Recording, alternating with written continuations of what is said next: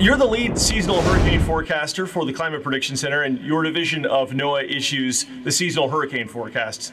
Clearly, the last few seasons have been extraordinary as far as the total count.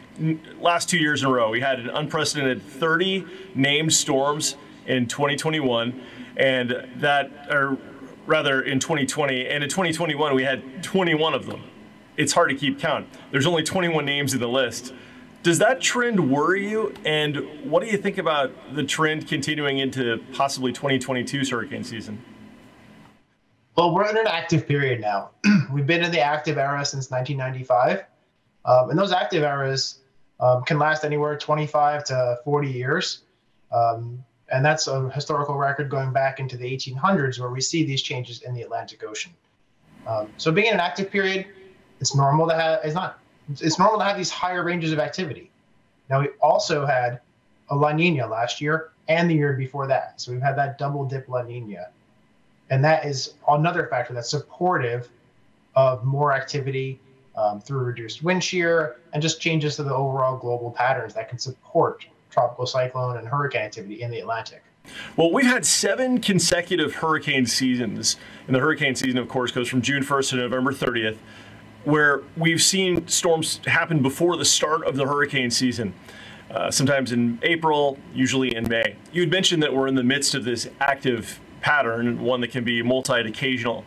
Has there been any talk of extending the hurricane season to an earlier date, maybe instead of starting June 1st, perhaps a little bit earlier to accommodate for this new trend? So right now, there's no plans to move the start of the official hurricane season from June 1st. For the Atlantic Basin. These Pacific they start their hurricane season May 15th. Okay. As related to the activity, when you have these when you're in an active era and you have these background La Ninas, the entire atmosphere is just slightly more supportive of tropical storms forming. So a cluster of thunderstorms that might not develop in an inactive era because it's just a little more inhospitable. Now we're in an active era, so things are a little easier for that cluster of thunderstorms to come together and become a tropical storm.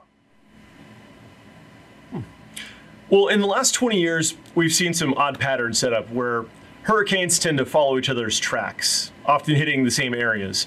In 2004, Florida saw Major Hurricane Charlie, Major Hurricane Francis, Ivan, and Jean all hitting the peninsula, sometimes in similar areas, like Vero Beach getting hit hard. In 2005, of course, there was Hurricane Katrina and Hurricane Rita, both major hurricanes, huge hurricanes, and hitting similar areas, parts of Louisiana, of course. In 2017, there was devastating Category 5 Maria, and then Irma, plowing through almost identical paths for a part of it in the Virgin Islands in Puerto Rico.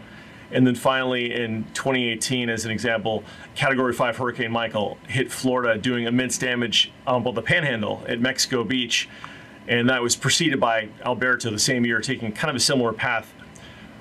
Is there a way to spot in the method of seasonal forecasting patterns like that might set up early on? Is there a way to look at one region of the Atlantic Basin and say, that could be a hot spot in 2022 for tropical tracks?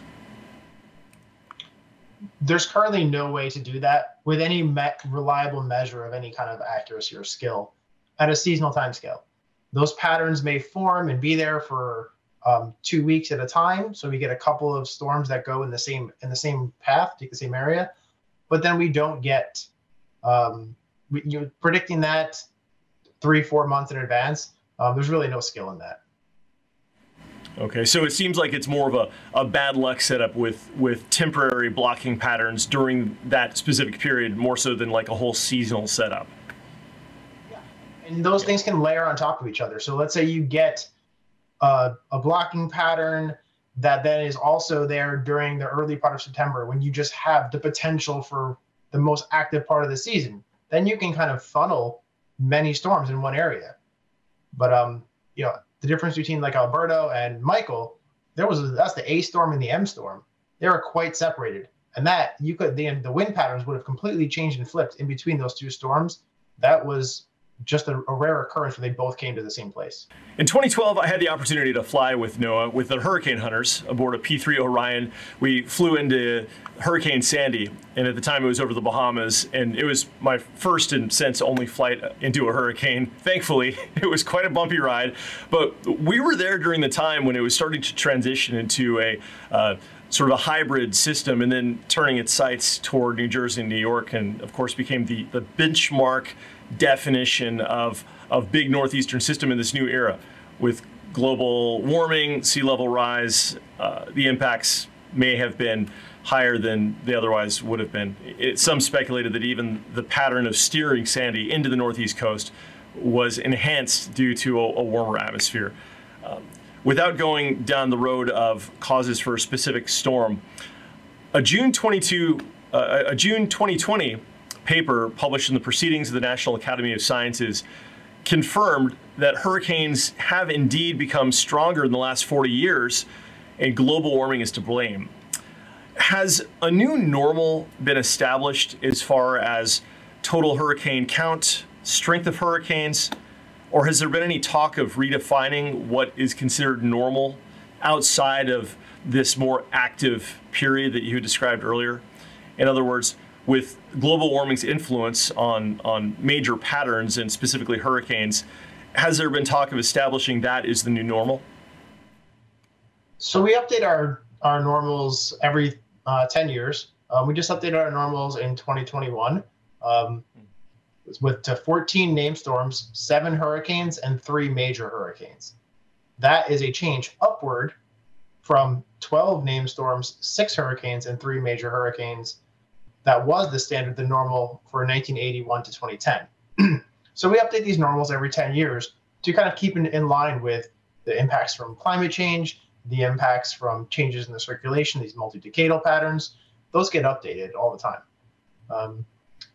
When I look at the hurricanes, the number of hurricanes that become major hurricanes, I do see an upward trend in that line. It's very much in line with the theoretical research and the satellite-based research, as well as the numbers I have, where just pure numbers of storms and what category do they reach.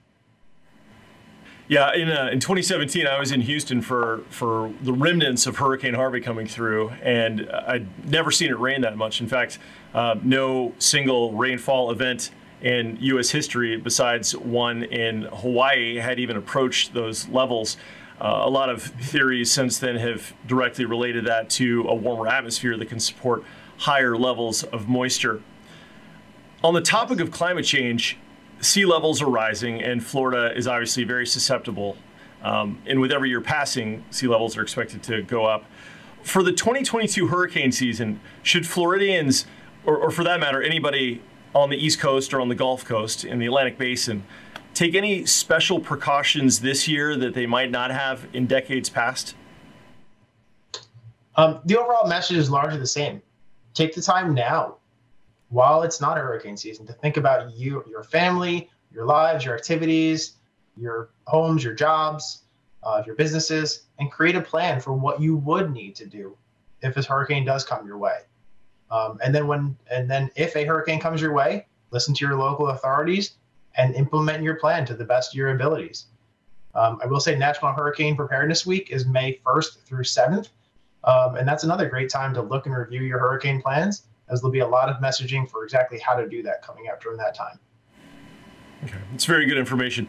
Well, thank you, Matthew Rosencrans, lead seasonal hurricane forecast at NOAA's Climate Prediction Center. Looking forward to the 2022 outlook, and thank you today for your time, and good luck in the seasonal forecast this year. Thanks, and great talking to you.